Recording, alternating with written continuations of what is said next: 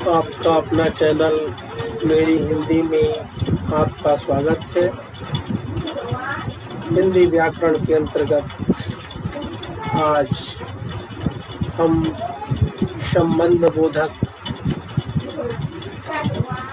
की परिभाषा और उसके प्रयोग को जानेंगे। संबंध बोधक क्या है, इसकी परिभाषा क्या है, आइए संबंध बोधक जानते हैं। संबंध बोधक की परिभाषा पर जब हम विचार करते हैं तो हम पाते हैं कि यह एक अव्यय है और संज्ञा के बाद यह एक अव्यय है और यह शब्द संज्ञा के बाद आता है और उस संज्ञा का उस वाक्य में दूसरे शब्दों के साथ संबंध को बताता है। अर्थात जो शब्द संज्ञा के बाद आता उस संज्ञा का संबंध वाक्य के दूसरे शब्द से बताता है, उसको हम संबंध बोधक अव्यय कहते हैं। इसे हम उदाहरण से समझेंगे। पैसे के बिना किसी का काम नहीं चलता है। पैसे के बिना किसी का काम नहीं चलता है। इस वाक्य पर जब हम विचार करेंगे तो हम देखते हैं कि इस वाक्य में बिना शब्द पैसा संज्ञा का संबंध चलता क्रिया के साथ जोड़ता है। यानी पैसे के बिना किसी का काम नहीं चलता है, तो इस शब्द में संज्ञा पैसा है। बिना के बिना यह अव्यय है, संबंध बोधक अव्यय है और चलना क्रिया के साथ इसका संबंध जोड़ता है। हम दूसरा वाक्य भी एक लेकर देखते हैं। दिन भर काम करना अच्छा नहीं है। दिन भर काम करना अच्छा नहीं है। इस वाक्य में भार संबंध बोधक है। संज्ञा शब्द दिन है और करना क्रिया से संबंध जोड़ता है। यानी दिन संज्ञा है, करना क्रिया है और भर संबंध बोधक है। दिन भर का संबंध दिन और करना क्रिया के बीच भर संबंध बोधक के रूप में प्रयुक्त है। हम इस पर विस्तार से आगे विचार करते हैं। हम देखते हैं कि जब संबंध बोधक की परिभाषा पर विचार करते हैं, पूर्व में हमने संबंध बोधक की परिभाषा को जाना। अब हम विचार करेंगे कि संबंध बोधक के कितने भेद हैं। तो संबंध बोधक के भेद पर विचार करने से पहले हमें यह मालूम होना चाहिए कि इसके भेद पर 3 प्रकार से विचार किया जाता है। पहला प्रयोग के आधार पर, दूसरा अर्थ के आधार पर और तीसरा व्युत्पत्ति के आधार पर। यानी संबंध बोधक के भेद को हम 3 तरह से वर्गीकृत करते हैं। पहला प्रयोग के आधार पर, दूसरा अर्थ के आधार पर, तीसरा व्युत्पत्ति के आधार पर। आइए हम देखते हैं प्रयोग के आधार पर संबंध बोधक के कितने भेद हैं? प्रयोग के आधार पर संबंध बोधक के दो भेद हैं। दो भेद हैं, पहला संबद्ध और दूसरा अनुबद्ध। संबद्ध और अनुबद्ध। संबद्ध, अनुबद्ध।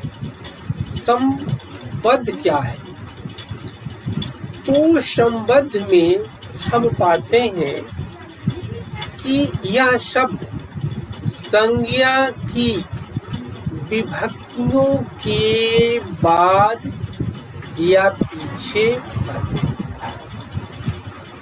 संबंध वाले संबंध बोधक शब्द संज्ञा की विभक्तियों के बाद या पीछे, पीछे का अर्थ या बाद है, बाद का अर्थ या पीछे है, आते हैं। जैसे घर के बिना, घर के बिना। आप विचार करें इन शब्दों पर। घर संज्ञा है, विभक्ति के है और बाद में आया हुआ शब्द बिना संबद्ध, यानी घर संज्ञा है, के विभक्ति है और बिना संबंध बोधक है, यानी संबद्ध संबोधक। परिभाषा में है कि संज्ञा की विभक्तियों के बाद संबद्ध संबोधक शब्द आते हैं। तो आपने देखा घर के बिना, धन के बिना। अब हम अनुबद्ध पर विचार करते हैं। अनुबद्ध ऐसे संबंध बोधक शब्दों को कहते हैं जो संज्ञा के विकृत रूप के बाद आते हैं। संज्ञा के विकृत रूप के बाद आते हैं। संबंध में क्या है? विभक्ति के बाद आते हैं। और अनुबद्ध में क्या है? संज्ञा के विकृत रूप के बाद आते हैं। जैसे किनारे तक, लड़कों सहित। अब किनारे शब्द पर विचार करें। किनारे, यह किनारा का विकृत रूप है किनारे। किनारा का विकृत रूप है किनारे और लड़का का विकृत रूप है लड़कों। यहाँ एक वचन बहुवचन की बात नहीं है। यहाँ बात है कि संज्ञा एक वचन में मूल रूप में होती है, तो किनारे, किनारा का विकृत रूप हुआ, यानी विकृत का अर्थ यहाँ है परिवर्तित, बदला हुआ। लड़कों, लड़का का परिवर्तित रूप है। इस प्रकार हमने देखा कि प्रयोग के आधार पर संबंध बोधक के दो भेद हैं, संबद्ध और अनुबद्ध। अब हम विचार करेंगे अर्थ के आधार पर। अर्थ के आधार पर संबंध बोधक के 13 भेद हैं। अर्थ के आधार पर संबंध बोधक के 13 भेद होते हैं। 13 भेद होते हैं। हम इन्हें एक एक करके देखेंगे। पहला भेद है कालवाचक। काल, कालवाचक पहला भेद है अर्थ के आधार पर। अब आप कालवाचक में शब्द को देखेंगे तो आगे है, पीछे है, पहले है, पूर्व है, उपरांत है। एक काल सूचक शब्द है। वाक्य में इनका प्रयोग जब भी होगा, आगे, पीछे, पहले, पूर्व, उपरांत, ये सारे शब्द संबंध बोधक में काल को सूचित करते हैं। इसका दूसरा भेद है स्थानवाचक। वाचक शब्द हैं नीचे, सामने, पास, निकट, बाहर, दूर। ये सभी स्थानवाचक हैं। वाक्य में इनका प्रयोग स्थान सूचक शब्दों के रूप में होता है। ये संबंध बोधक ही है। तीसरा भेद है संबंध दिशावाचक, पूर्व, तरफ, आर पार। जैसे उत्तर की ओर, मेरी तरफ, इस पार या उस पार, ये दिशा सूचक। चौथा इसका भेद है साधनवाचक। संबंध बोधक का ये अर्थ के दृष्टिकोण से चौथा भेद है साधनवाचक। जरिए, जरिए अर्थात माध्यम से, सहारे वही बात है, द्वारा। पांचवा इसका भेद है हेतुवाचक। हेतु वाचक शब्द है लिए, निमित्त, वास्ते, हेतु, चलते, कारण। ये सभी शब्द संबंध बोधक के ही हैं। छठा भेद है विषयवाचक, बाबत, विषय, नाम। सातवां भेद है व्यतिरेकवाचक। व्यतिरेक का अर्थ होता है अतिरिक्त, अलावा। इसके वाचक शब्द है सिवा, अलावा, बिना, बगैर, रहित, अतिरिक्त। हमने देखा कि ये 7 भेद यहाँ हुए। आगे हम देखते हैं और कौन कौन इसके भेद हैं। आगे हम देखेंगे